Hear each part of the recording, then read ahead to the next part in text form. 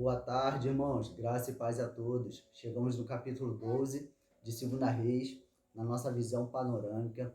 E nessa história é muito interessante que Joás, ele começa falando que Joás ele começou a reinar com 7 anos de idade e que ele foi um ótimo rei, um excelente rei, enquanto viveu sob a direção, sob o conselho, a orientação do sacerdote Joiada.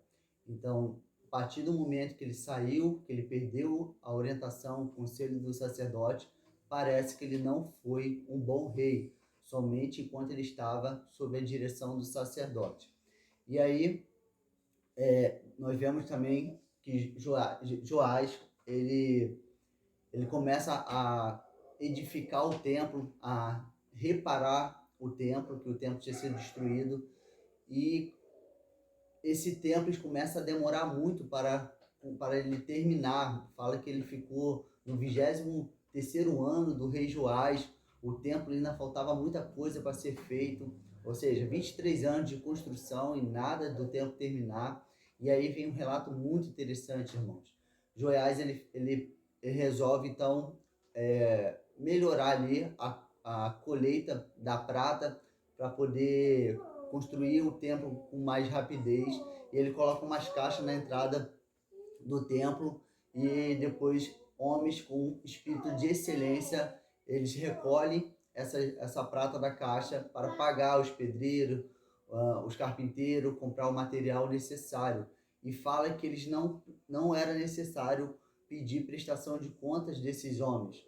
Esses homens eram homens de caráter, homens com integridade, homens com excelência. E isso me chama a atenção. Será se hoje nós realmente temos esse olhar para a nossa liderança no Brasil?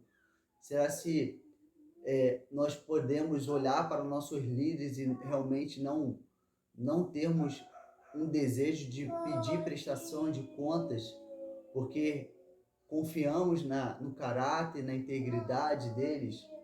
E se a resposta é não, que Deus venha nos dar espírito de sabedoria e arrependimento para os nossos corações também, para que nós venhamos também crescer com esse espírito de excelência e que Deus também venha derramar arrependimento aos corações dos nossos dias e venha liberar espírito de sabedoria e revelação sobre eles, para que eles possam ter esse espírito de excelência.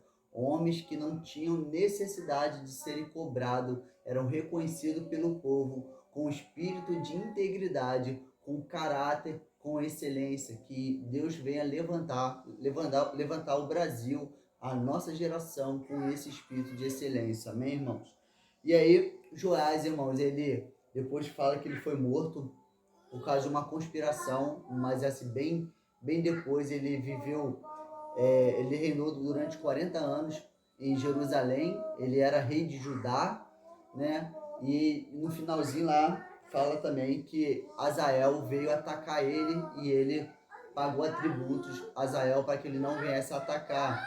Irmãos, o que é interessante aqui é que esse Azael, não sei se vocês lembram, é aquele que Samuel foi até ele e profetizou que ele seria rei, e Samuel começou a chorar por causa da maldade que ele viu que Azael iria fazer.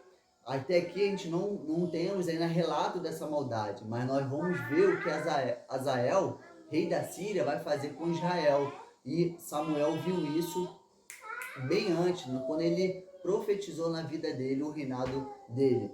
E é isso, irmãos, então, a nossa visão panorâmica aqui do capítulo 12, que Deus venha nos dar esse espírito de excelência, como esses homens que não era necessário de pedir prestação de contas a eles. Amém?